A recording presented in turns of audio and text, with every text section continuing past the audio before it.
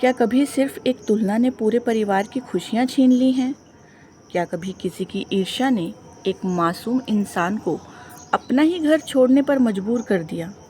और क्या बिना सच्चाई जाने लिया गया एक फैसला पूरे परिवार को बिखेर सकता है? आज की कहानी एक ऐसे ही एक परिवार की है जहां प्यार तो बहुत था, लेकिन एक गलतफहमी और चुगलियों ने रिश्तों में ऐसी दरार डाल दी जिसे भरने में बहुत समय लग गया। नमस्कार, मैं हूं कविता और आप हैं इस वक्त कहानियों के कॉर्नर चैनल पर। आज की कहानी है सास और जेठानी। सास ने जेठानी की बातों में आकर देवरानी को अलग कर दिया, लेकिन जब सच्चाई सामने आई तब तक बहुत देर हो चुकी थी। तो आइए बिना किसी देरी के शुरू करते हैं आज की भावुक और सीख देने वाली कहानी। गांव के एक बड़े और सम्मानित परिवार में सब लोग बहुत प्रेम से रहते थे। घर की बड़ी बहू राधा पिछले 6 सालों से उस घर की शान थी। सुबह सबसे पहले उठना, पूरे परिवार का ध्यान रखना, मेहमानों की सेवा करना और हर त्योहार को हंसी खुशी मनाना, यही उसकी पहचान थी। सास भी उससे खुश रहती थी और ससुर उसे अपनी बेटी मानते थे। 6 साल बाद छोटे बेटे की शादी सिया से हुई। सिया पढ़ी लिखी, संस्कारी और शांत स्वभाव की लड़की थी। उसकी एक अच्छी नौकरी थी, लेकिन वह वर्क फ्रॉम होम करती थी। उसने शादी के बाद नौकरी छोड़ने की बजाय समय का ऐसा संतुलन बनाया कि सुबह जल्दी उठकर रसोई में हाथ बटाती, सबके लिए नाश्ता तैयार करवाती, फिर अपने कमरे में जाकर ऑफिस का काम करती। शाम को फिर परिवार के साथ बैठती, बच्चों को पढ़ाती और सास ससुर के साथ समय बिताती। धीरे धीरे घर के लोग उसकी समझदारी की तारीफ करने लगे। रिश्तेदार कहते, वाह, आजकल ऐसी बहुएं कहाँ मिलती हैं। मोहल्ले की औरतें भी उसकी मिसाल देने लगी। सास को भी गर्व होने लगा कि उनकी छोटी बहू नौकरी भी करती है और घर भी संभालती है। यहीं से राधा के मन में एक छोटी सी चुभन पैदा हुई।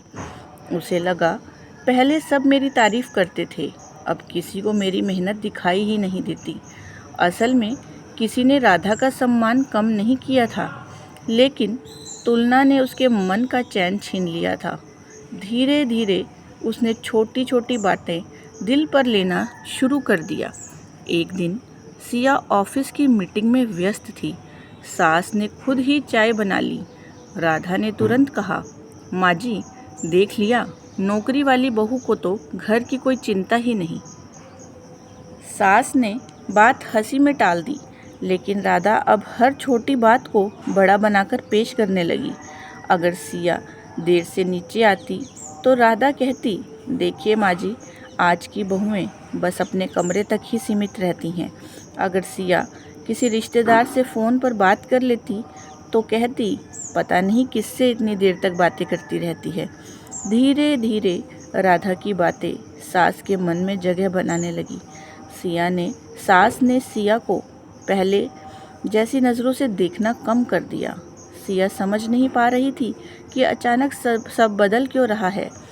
वह पहले से भी ज़्यादा मेहनत करने लगी, लेकिन जितनी कोशिश करती उतनी ही गलत समझी जाती। एक दिन राधा ने सास से कहा, माँ जी, घर में 2 बहुएं हैं। अगर इसे नौकरी इतनी प्यारी है तो इसे अलग कर दीजिए। अपना खर्चा खुद चलाएगी और अपना घर खुद संभालेगी। सास ने गुस्से में बिना सिया से कुछ पूछे फैसला सुना दिया, कल से तुम दोनों अलग रहोगे। यह सुनकर सिया की आंखों में आंसू बह निकले।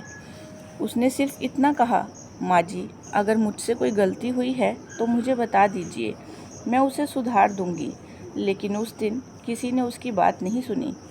अगले ही दिन सिया और उसका पति घर के पास ही किराए के एक छोटे से मकान में रहने लगे। सिया पहले की तरह अपनी नौकरी करती रही, साथ ही अपने नए घर की सारी जिम्मेदारी भी संभालने लगी। उधर बड़े से घर में धीरे धीरे सब बदलने लगा। राधा पर पूरे घर का काम आ गया। अब उसे समझ आने लगा कि सिया कितना काम चुपचाप कर देती थी। सास की तबीयत भी पहले जैसी नहीं रहती थी। एक दिन ससुर जी की तबीयत अचानक बिगड़ गई। राधा घबरा गई। तभी सिया को खबर मिली। वह बिना किसी शिकायत के दौड़ी चली आई। उसने तुरंत डॉक्टर को बुलाया, दवाइयों का इंतज़ाम किया और पूरी रात ससुर जी की सेवा करती रही। राधा चुपचाप उसे देखती रही। कुछ दिन बाद मोहल्ले की एक महिला सास से बोली, आपने छोटी बहू को अलग क्यों कर दिया? वह तो आज भी आपकी इतनी चिंता करती है। तब सास को पहली बार अपनी गलती का एहसास हुआ। उन्होंने राधा से सच्चाई पूछी। राधा रो पड़ी। उसने हाथ जोड़कर कहा, माँ जी, गलती सिया की नहीं थी, गलती मेरी थी। मुझे डर था कि कहीं सब मुझे भूल न जाएं, इसलिए मैंने उसकी हर अच्छी बात को बुरा बनाकर आपके सामने रखा।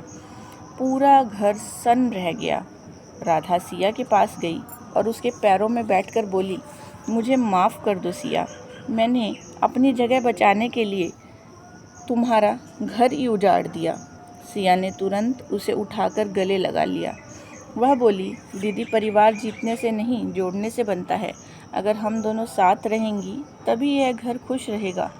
सास की आंखों से भी आंसू बह निकले। उन्होंने सिया से माफ़ी मांगी और उसे फिर से घर ले आई। उस दिन पूरे परिवार ने एक बात सीखी, तुलना रिश्तों को कमज़ोर करती है, लेकिन विश्वास और प्रेम टूटे हुए रिश्तों को भी फिर से जोड़ सकते हैं। तो दोस्तों, अगर आपने अपने आसपास भी ऐसी कोई सास देखी है जो बिना सच्चाई जाने एक बहू की बातों में आकर दूसरी बहू के साथ अन्याय कर रही है, तो समय रहते उन्हें प्यार से समझाइए, क्योंकि एक गलत फैसला सिर्फ एक बहू का नहीं, पूरे परिवार की खुशियों का बंटवारा कर देता है।